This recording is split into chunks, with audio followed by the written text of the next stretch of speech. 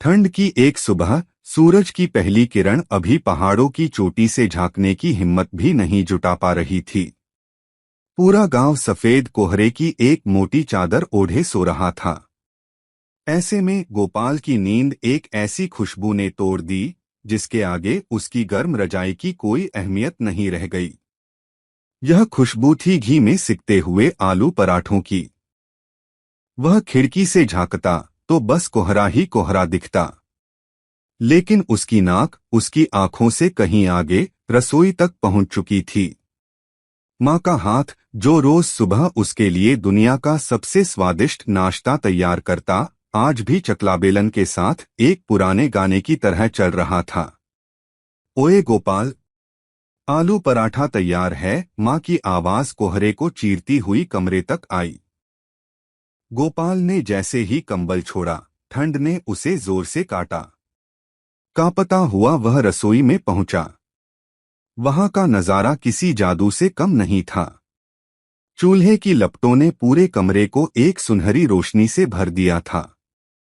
माँ ने एक कड़ाही में घी गरम किया हुआ था, जिसकी खुशबू से दिमाग की सारी नींद उड़ चुकी थी।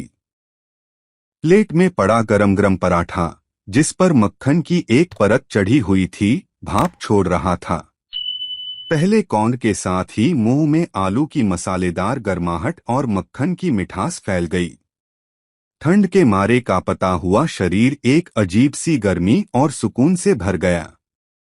बाहर कोहरा था, ठंड थी, लेकिन उस एक टुकड़े ने उसे अंदर तक गर्म कर दिया था।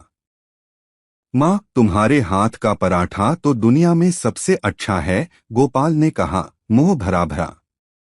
माँ मुस्कुराई, बेटा, ठंड में आलू पराठे का स्वाद ही कुछ और होता है। यह सिर्फ पेट भरने के लिए नहीं, तबीयत को गर्मी देने के लिए होता है। उस सुबह गोपाल ने महसूस किया कि यह सिर्फ एक पराठा नहीं था। यह माँ के प्यार की वह गर्माहट थी जो सबसे मोटे कोहरे को भी पार कर सकती थी। यह उस हाथ का हुनर था जो साधारण आलू और आटे को जादुई स्वाद में बदल देता था। ठंड की उस सुबह आलू पराठे की एक प्लेट में पूरी दुनिया समा गई थी, एक दुनिया जो गर्म, स्वादिष्ट और पूरी तरह से प्यार से भरी हुई थी।